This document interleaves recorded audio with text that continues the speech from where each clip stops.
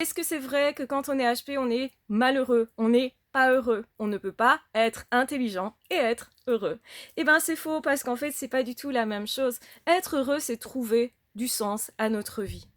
Généralement, les HP vont particulièrement rechercher très jeunes le sens de la vie.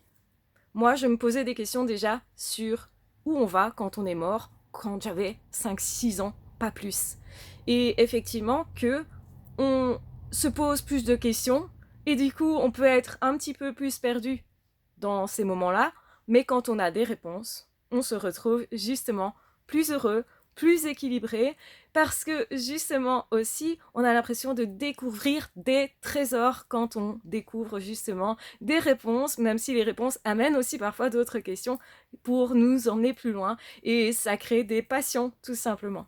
Donc en réalité, le HP, il est mieux câblé qu'une autre personne pour être heureux plutôt que malheureux. Simplement, quand il se pose des questions, il ne doit pas tourner à vide. C'est-à-dire que sa réflexion ne doit pas l'empêcher d'être lui-même. Quand par contre il se culpabilise, qu'il est malheureux parce qu'en fait, il est en mal-être avec lui-même, il ne s'accepte pas, parce que peut-être il n'a pas été accepté complètement par les autres, ça peut être à cause de harcèlement, ça peut être à cause d'un environnement familial compliqué.